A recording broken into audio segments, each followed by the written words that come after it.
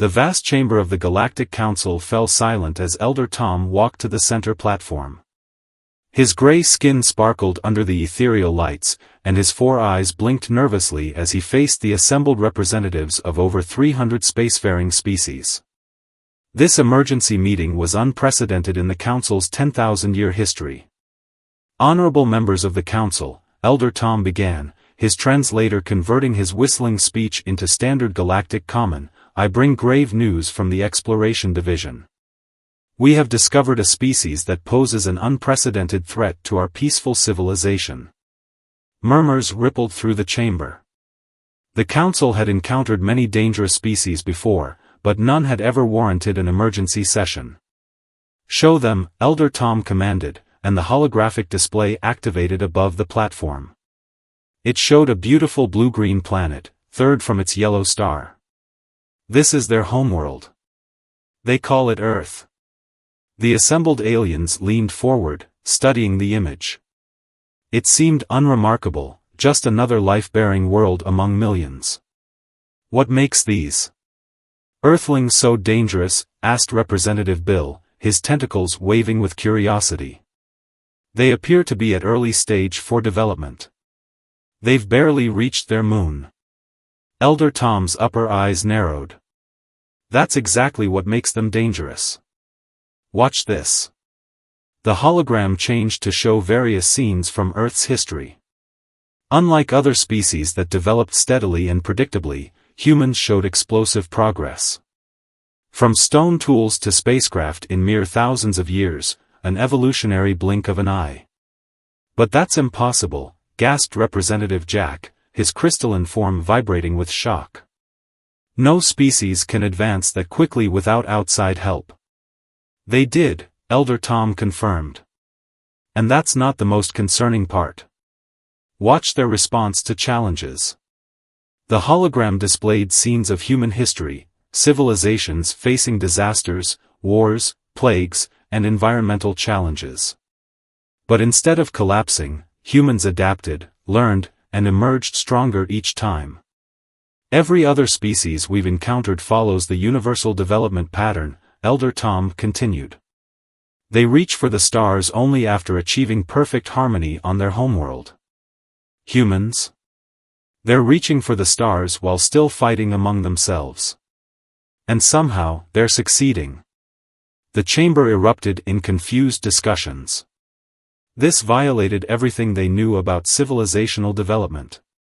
There's more, Elder Tom said gravely. Our psychological analysis reveals something truly frightening. Humans don't just survive challenges, they thrive on them.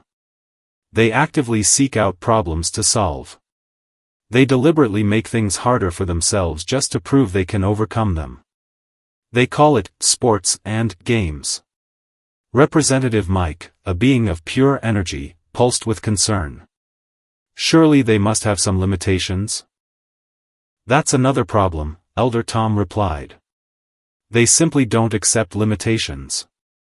When they can't fly, they build machines that can. When they can't survive in space, they create environments they can live in. When something is impossible, they don't accept it, they just haven't figured out how to do it yet. The hologram showed humans exploring the deepest oceans, climbing the highest mountains, and venturing into space, all environments that should have been lethal to them. My recommendation is clear, Elder Tom concluded. We must issue an immediate warning to all spacefaring civilizations. Earth and its surrounding space must be declared a restricted zone. No species should attempt contact with humans until they reach stage 7 development, at minimum. And if someone does make contact? Representative Bill asked. Elder Tom's 4 eyes all focused on one point, emphasizing the gravity of his next words. Then they will learn why we're implementing this restriction the hard way. Our simulations show that any conflict with humans would be catastrophic. They don't think like us. When faced with superior technology, they don't surrender, they adapt and overcome. They don't follow predictable patterns. They improvise, innovate, and most terrifyingly, they never, ever give up. The council chamber remained silent as the implications sank in. For the first time in its history, the Galactic Council wasn't worried about protecting a primitive species from advanced civilizations, they were protecting advanced civilizations from a primitive species. As the voting commenced, Elder Tom watched the unanimous agreement form: Earth would be quarantined, not to protect humans from the galaxy, but to protect the galaxy from humans. 6 months after the Council's declaration, their worst fears materialized. A merchant vessel from the Trading Federation, unaware of the new restrictions, suffered a drive malfunction near Earth's solar system. The ship's captain, Fred, made what he thought was a reasonable decision, requesting help from the primitive but clearly spacefaring species. The Council's emergency beacon activated as soon as the merchant ship entered Earth's detection range. Elder Tom rushed to the monitoring chamber, his heart racing as he watched the situation unfold. "No, no, no," he whispered, watching the merchant ship descend through Earth's atmosphere. "They don't understand what they're doing." The humans' response was unlike anything in documented galactic history. Instead of panic or aggression, their military vessels surrounded the alien ship with what the Council's analysts could only describe as excited curiosity. Their communications were filled not with fear, but with enthusiasm. "Elder," called out Observer Rob from his monitoring station, "you need to see this. The humans are helping them." The screens showed human engineering teams swarming around the damaged alien vessel. Instead of being intimidated by the advanced technology, they were analyzing it, understanding it, and most terrifyingly, improving it. "This is exactly what we feared," Elder Tom said, watching as human engineers dismantled and reassembled alien technology with remarkable speed. "They're learning. Every second they spend with that ship advances their understanding by years." Within just 3 Earth days, the humans had not only repaired the merchant vessel's drive but had also suggested several modifications that actually improved its efficiency. The Council observers watched in horror as Captain Fred enthusiastically shared their trade routes and basic technological principles with the humans in gratitude. "Elder," Observer Rob's voice shook, "the humans have already replicated some of the merchant ship's basic systems. They're calling it reverse engineering and sharing the information globally through something called the Internet." Elder Tom slumped in his chair. This was a disaster. In just 3 days, humanity had gained knowledge that should have taken centuries to develop. But what truly terrified him wasn't their technological leap, it was their reaction to the situation. The humans weren't acting like a primitive species encountering advanced aliens. They were acting like equals, asking intelligent questions, offering suggestions, and most worryingly, planning for future encounters. Their global communications were buzzing with discussions about space travel, alien biology, and interstellar trade.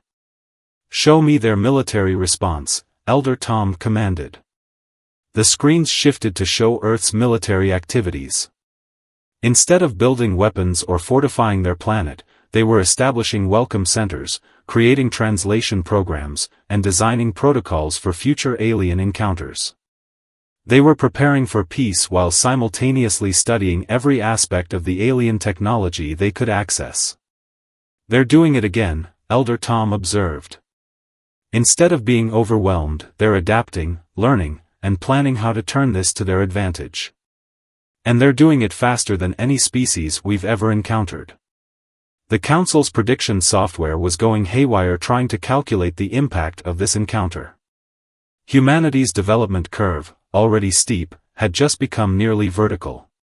"Send the message," Elder Tom ordered.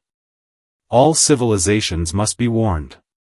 The quarantine is no longer just a precaution, it's critical.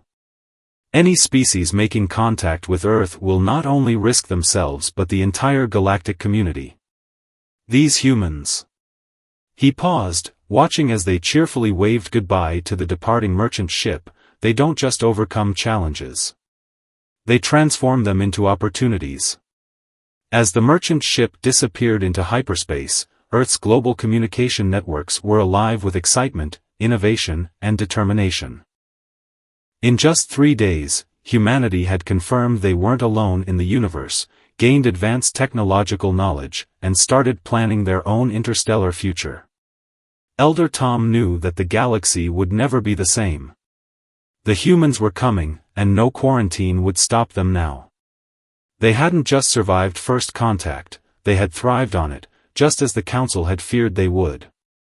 1 Earth year after the merchant ship incident, the Galactic Council faced its greatest crisis. Elder Tom stood before an emergency session once again, but this time his posture showed defeat rather than warning. The humans, he announced to the assembled representatives, have achieved in 1 year what takes other species centuries. The information gained from that single merchant ship has accelerated their development beyond our worst predictions. The holographic display showed Earth's rapidly changing technological landscape. Humans had not only replicated the alien technology they'd seen, they'd started improving it, combining it with their existing technologies in ways the Council's scientists hadn't thought possible. Representative Bill's tentacles twisted anxiously. How are they advancing so quickly?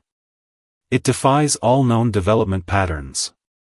They have this concept, Elder Tom explained, called open source.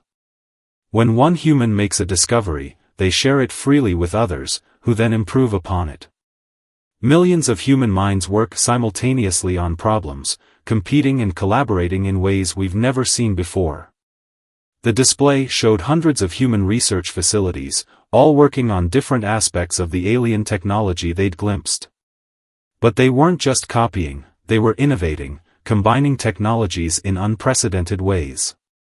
Look at this, Observer Rob interrupted, directing everyone's attention to a new development.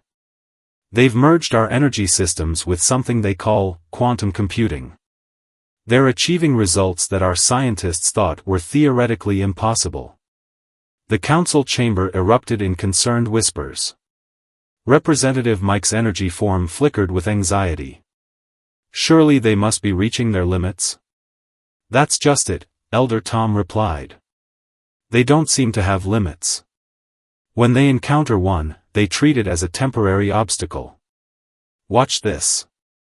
The display showed a human research team failing to replicate an alien power system. Instead of giving up, they created an entirely new approach that accomplished the same goal through different means. And their solution used fewer resources and produced more power than the original.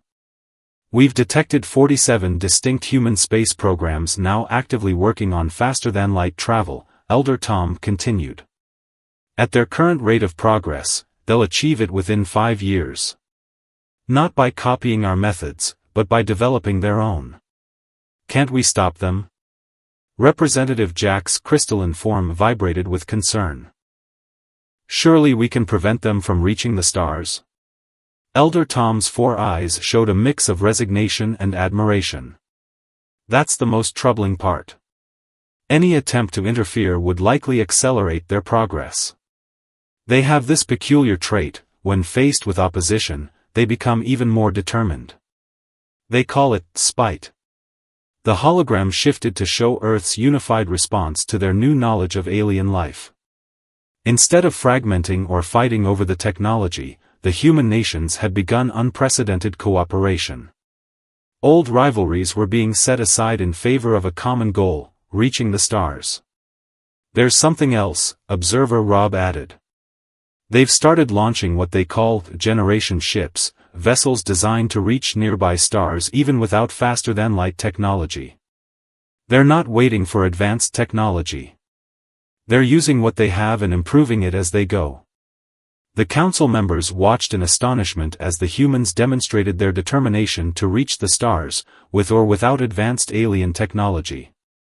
They were simultaneously pursuing multiple approaches to space travel, from conventional rockets to experimental drive systems. We must face reality, Elder Tom concluded. The quarantine has failed. Not because anyone broke it, but because it was fundamentally flawed. We assumed isolation would slow them down. Instead, it has only made them more resourceful. They're coming to the stars, and no force in the galaxy can stop them. Representative Bill raised a tentacle. Then what do we do? We prepare, Elder Tom said firmly. The humans will reach the stars. When they do, they'll bring with them something the galaxy has never seen, their unique way of thinking, their drive to improve everything they touch, and their inexhaustible determination to overcome any challenge. The council chamber fell silent as they contemplated a future where humans would join the galactic community. It wasn't a question of if anymore, but when. And privately, many council members were beginning to wonder, perhaps the galaxy needed exactly what humanity would bring to it. 3 years after the merchant ship incident, the Galactic Council's worst fears were realized in an unexpected way. It wasn't humans who broke the quarantine, it was the Council's own members, driven by desperation and curiosity. Elder Tom stared in disbelief at the reports flooding his screens. How many? He asked Observer Rob. 17 different species have attempted secret contact with Earth in the past month alone, Rob replied, his monitoring instruments glowing with activity. They're not just observing anymore, they're actively trying to trade with humans. The council chamber, hastily assembled for this crisis, buzzed with nervous energy. The holographic displays showed various alien ships carefully approaching Earth's solar system, each trying to be the first to establish official trade relations. Why are they taking this risk? Representative Jack demanded, his crystalline form clouded with confusion. They've all seen the warnings. Elder Tom's upper eyes closed in resignation as he explained, because humans have something every species wants, innovation. Show them.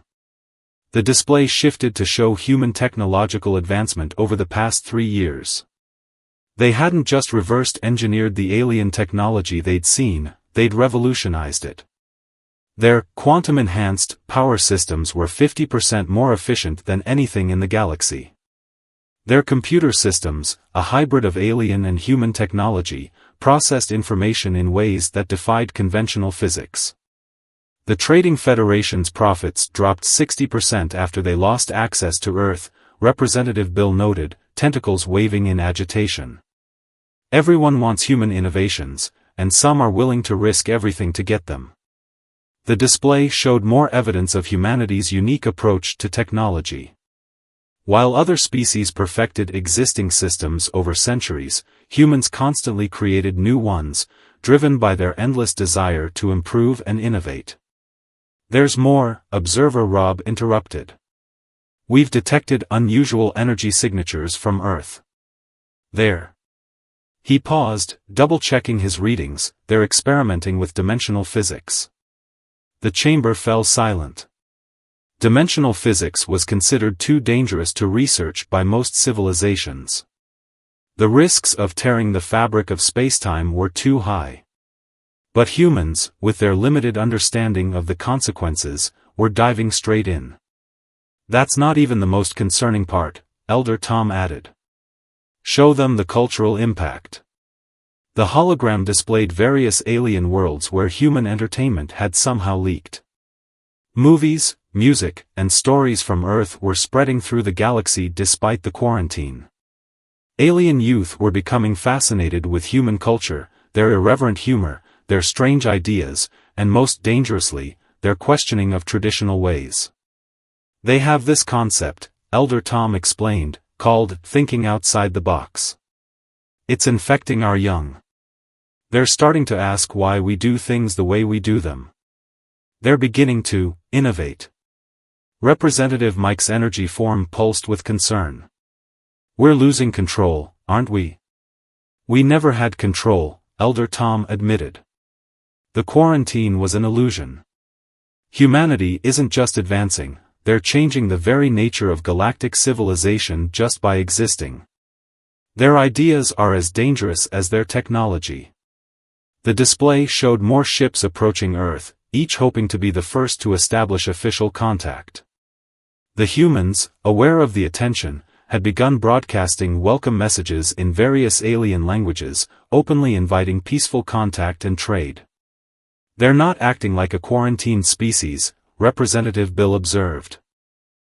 They're acting like they're hosting a party and waiting for guests to arrive. Elder Tom nodded gravely. That's exactly what makes them so different.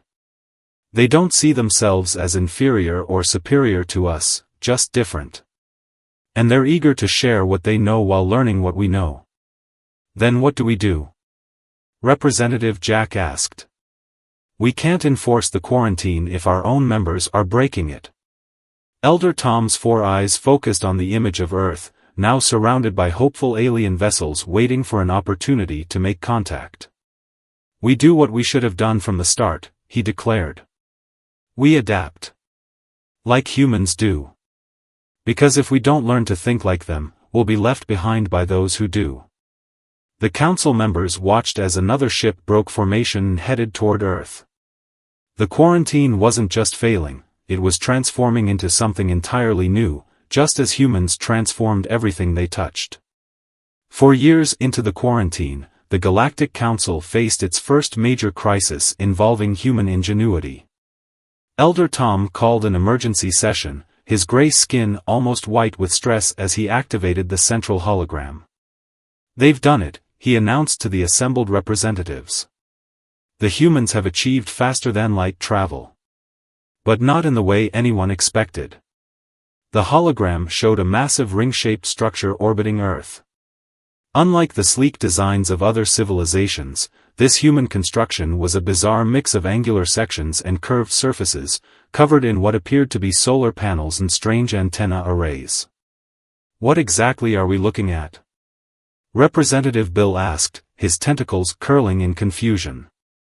They call it the Gateway, Observer Rob explained, bringing up the technical specifications. Instead of trying to make ships go faster than light, they've found a way to fold space itself. The council chamber erupted in shocked whispers.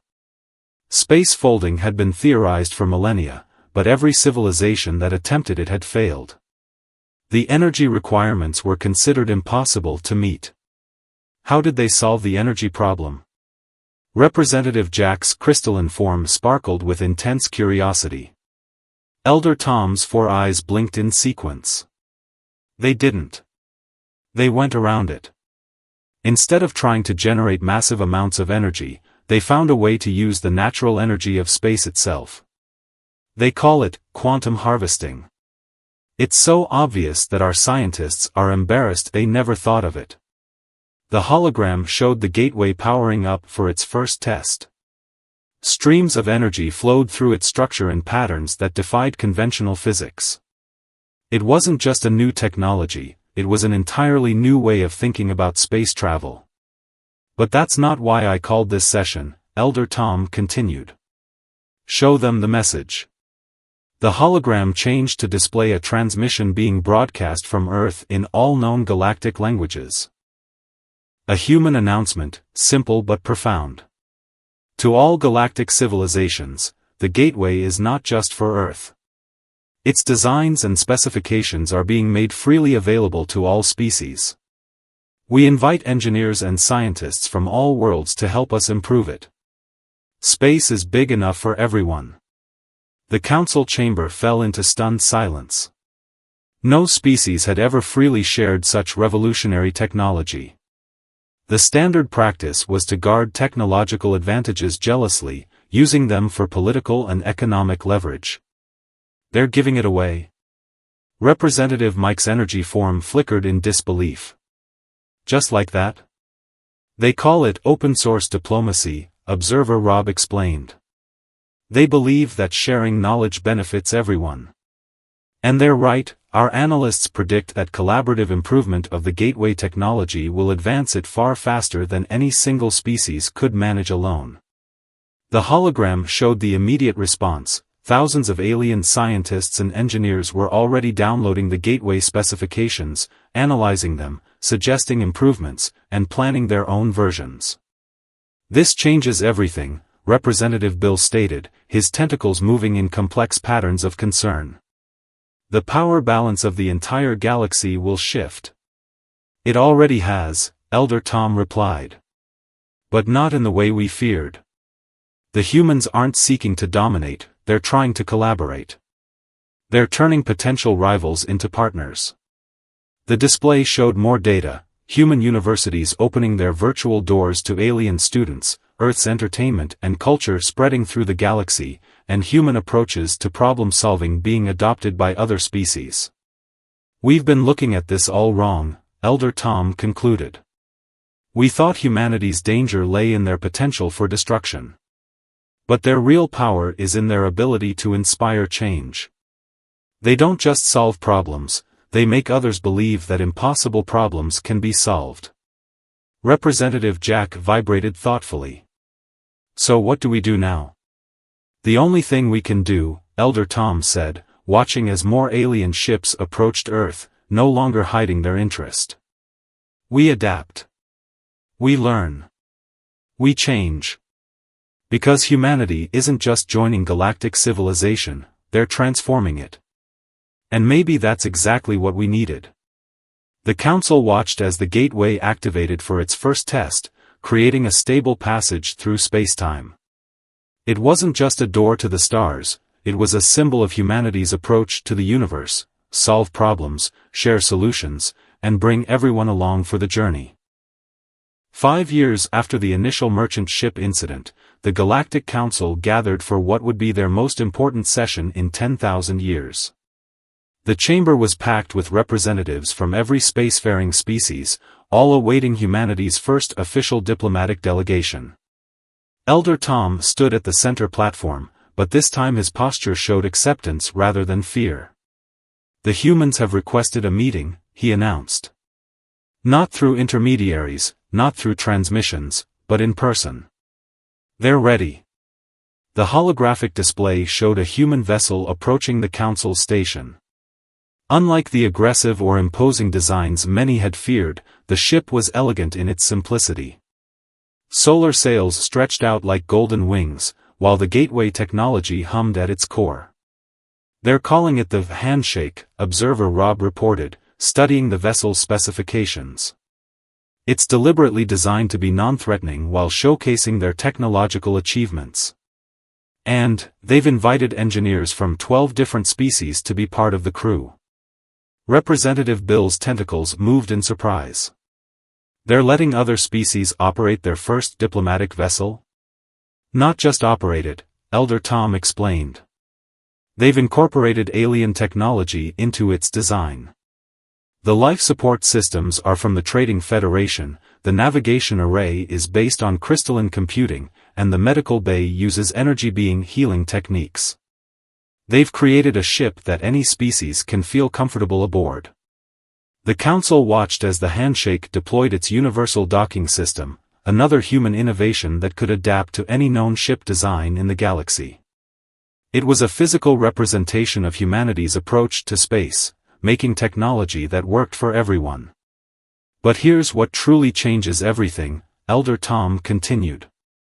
Show them the first contact protocol. The hologram displayed a document that humanity had broadcast throughout the galaxy.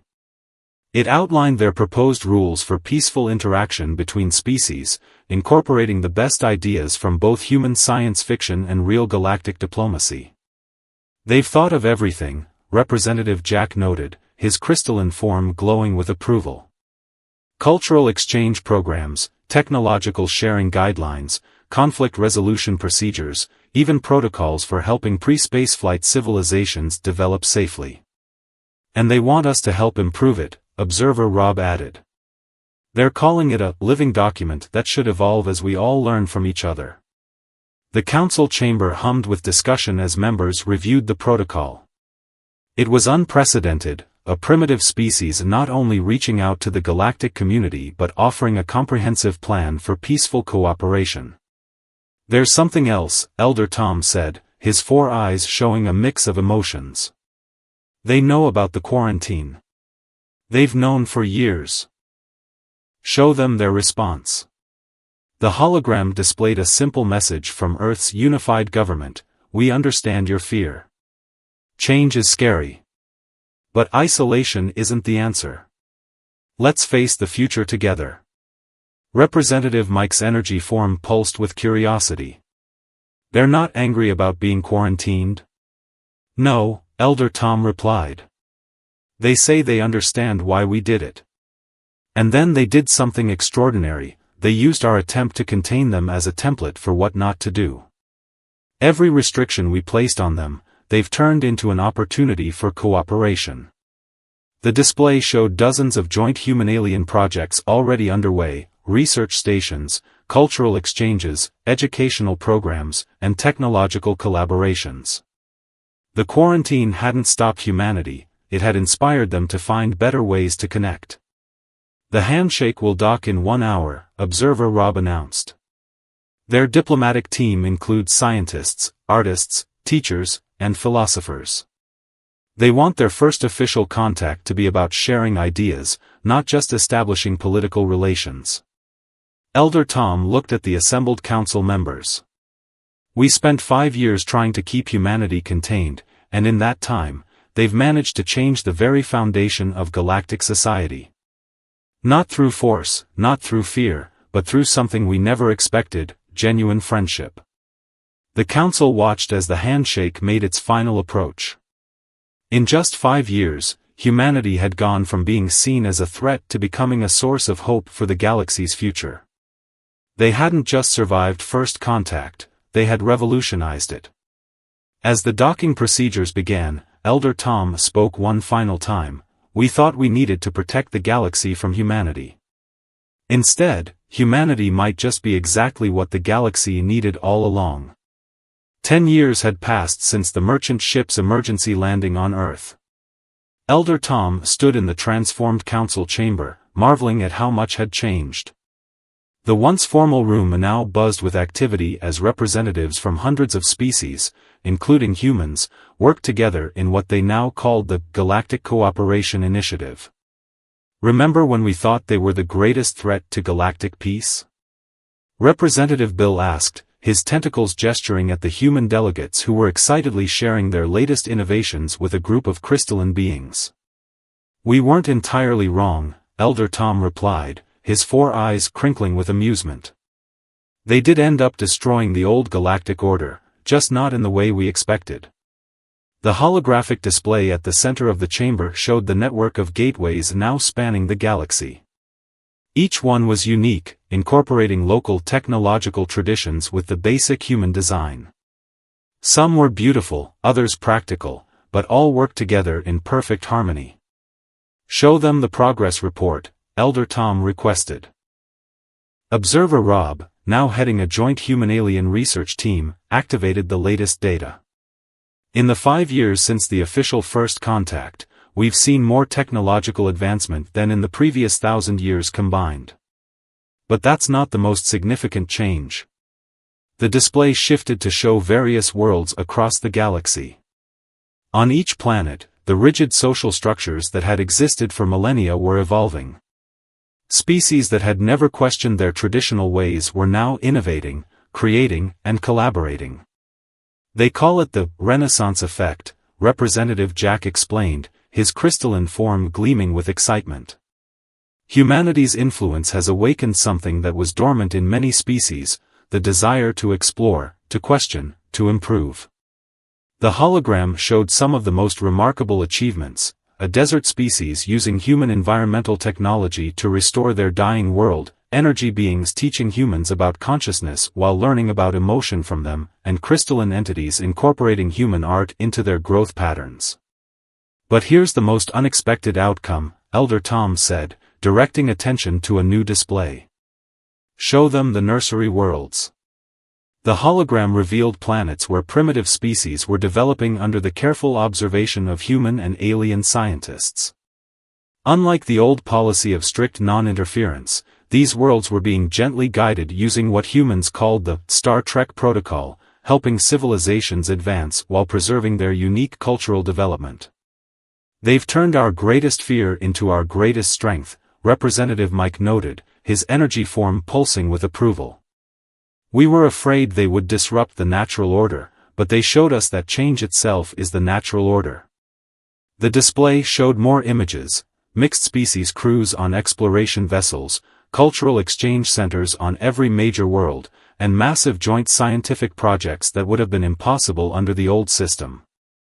And yet, Elder Tom added, they still surprise us. show them the latest project. The hologram shifted to display a massive undertaking at the galaxy's edge. Humans and aliens working together were building something unprecedented, a gateway large enough to reach neighboring galaxies. They call it the bridge, Observer Rob explained. When complete, it will connect us with other galaxies for the first time in history. The humans say, why stop at one galaxy when there's a whole universe to explore? The council chamber, once a place of rigid protocol, now hummed with the energy of countless species working together, sharing ideas, solving problems, and planning for a future none of them could have imagined a decade ago. You know what the humans call this era? Representative Bill asked, watching a group of young aliens from different species collaboratively designing a new type of spacecraft. They call it the beginning. Elder Tom nodded, his eyes fixed on the display of the bridge under construction. 10 years ago, I warned the Council that humanity must never be allowed to join galactic civilization because they would change everything. I was right about the change, but wrong about trying to prevent it. The chamber fell quiet as a new gateway activated, its swirling portal connecting yet another star system to the growing network.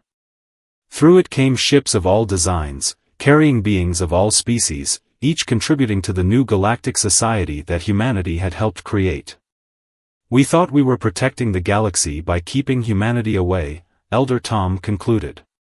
Instead, we nearly deprived ourselves of exactly what we needed, a species that could teach us how to embrace change, face challenges, and most importantly, dream bigger than we ever dared before.